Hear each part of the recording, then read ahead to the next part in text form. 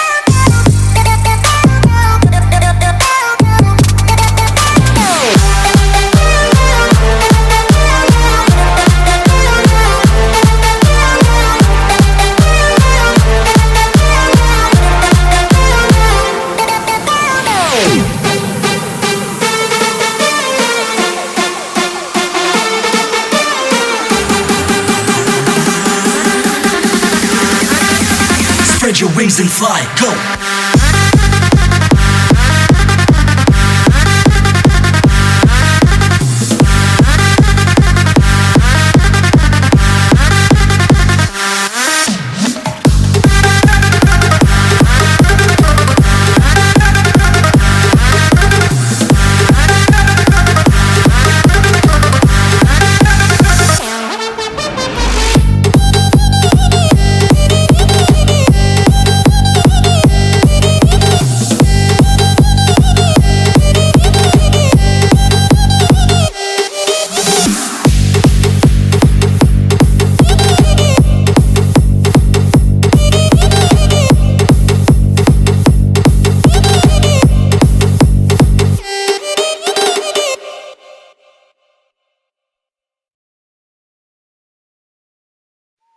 Oh, and I should add, that was all the blue ghosts and cheese mice that you can find in the first chapter. I just thought I would mention that, or I should say the first area of the game.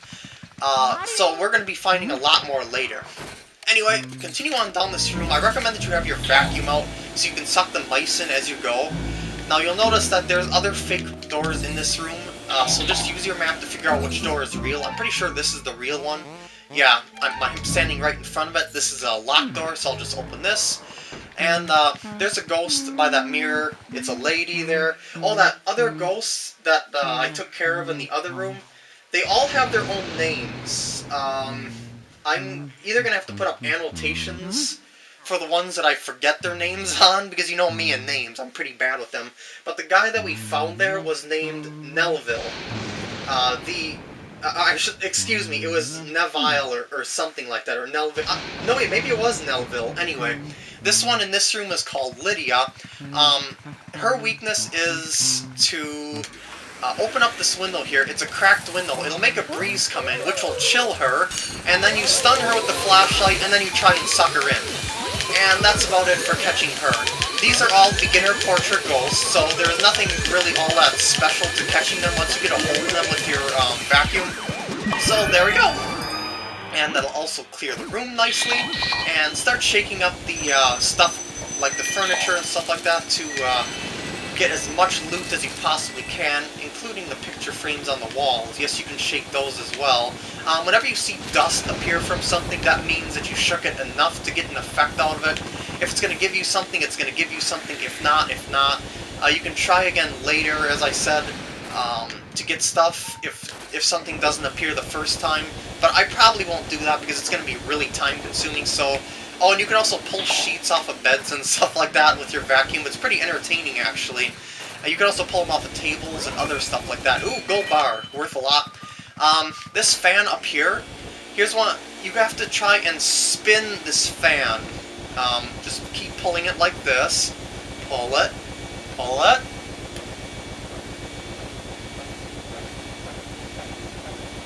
And there we go! We got some money! Who hides their money in a ceiling fan? Well, I guess that's a pretty good hiding spot, but still, wow.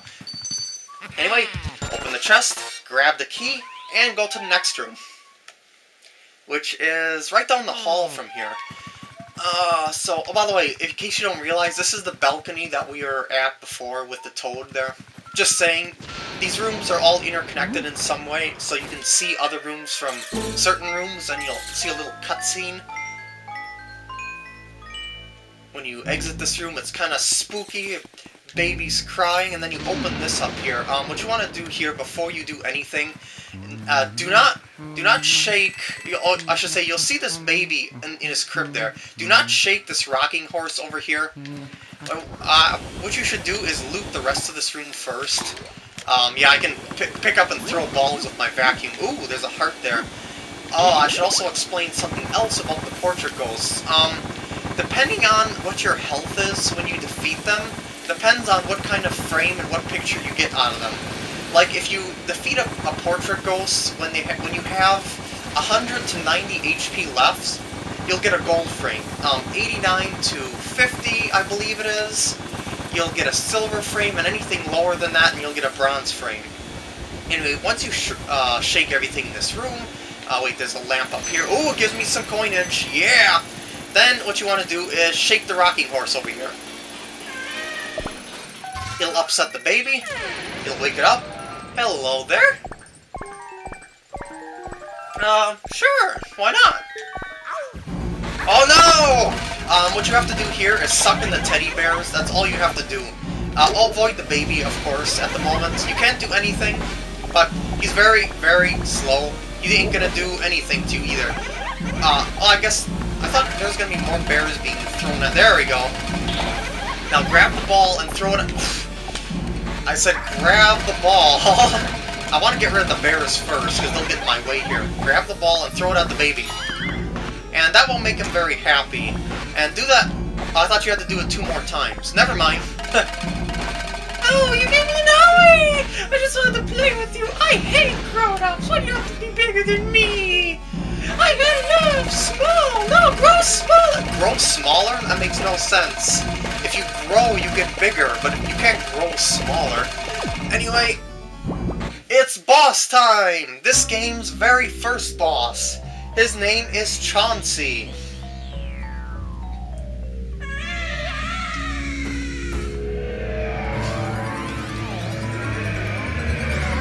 Oh, poop!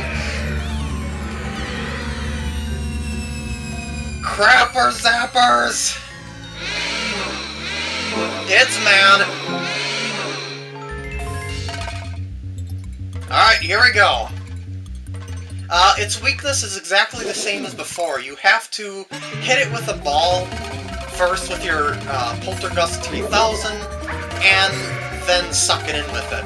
It's a lot tougher than your normal ghost, and will break free from your Poltergust when you suck it. At first here you have to dodge some rocking horses, not that hard at all. I just took a hit from the ball though, I wasn't expecting that.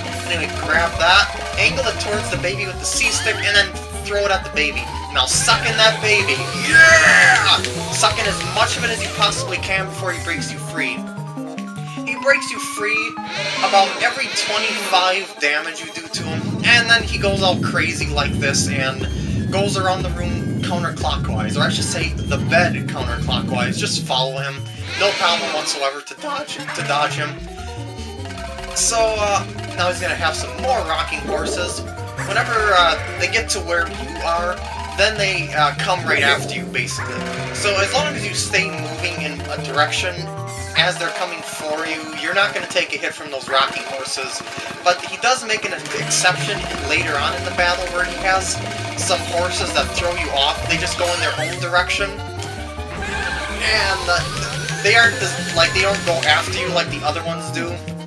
So that's kind of like a tricky part, if you can call this boss tricky. This boss is not hard at all, in case you don't realize that. But, it shouldn't be. It's the first boss in the game. Oh, I guess he does go around clockwise. I always remember him going around counterclockwise for some reason. But regardless, just predict where he's going, and yeah. And you'll be able to just follow him, basically, around the room. And as you can see, his rocking horses get a lot faster as you go as well, and those are the two that don't directly aim for you, so just stand in the center, or along the left and right sides, and you won't take a hit whatsoever. Wait for a ball to land, just like before, so you can suck it in, and shoot it back at baby Chauncey. Here we go! Woo! And he's gonna knock me off one more time, and the next time I should be able to get him. Don't cry, baby. I'll have you back in your portrait before you know it.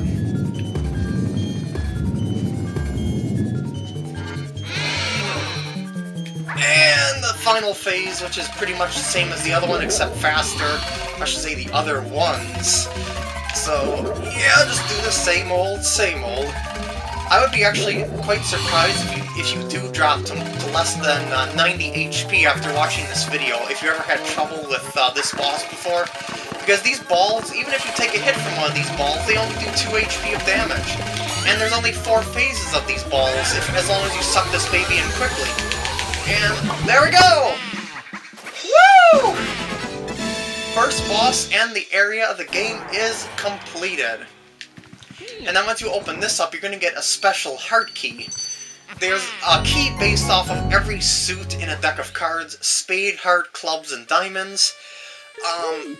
Those are very special keys which open those electrified, thorny doors. And you're going to need a call from Professor Egad, as you can see. Whenever you get a boss ghost, he's going to say it's going to fill up the Poltergust 3000.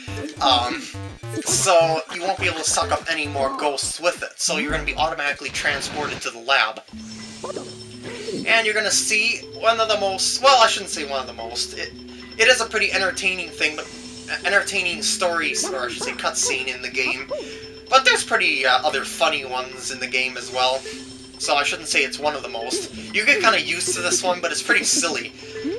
So you just plug your Poltergust 3000 into this slot here, and watch how it goes.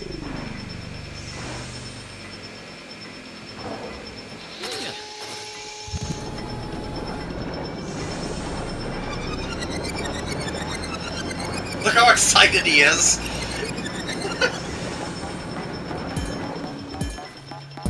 And there's a portrait ghost. And it's gonna go through a whole load of stuff, and it has to press them into visible forms.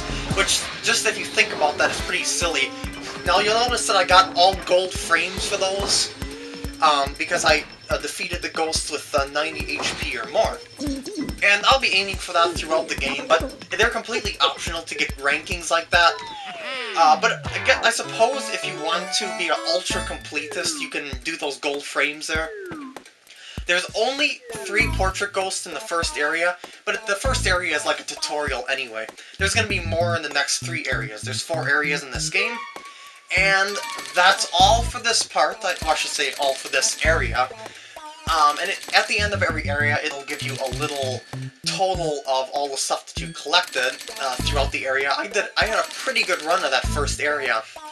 So this is definitely a keeper run here. And I got 8,560,000 already, but you would think that that would be pretty daunting to get 100 million, but there's a lot of ways to get a lot of loot in later chapters, or I should say in later areas. Well, anyway, I am going to save the game and end it here. I hope you enjoyed this. I should say these parts, because I made like 3 parts in a row here, all in the same recording, and I'll just split them up later. Well, I hope you enjoyed them, and I will see you later.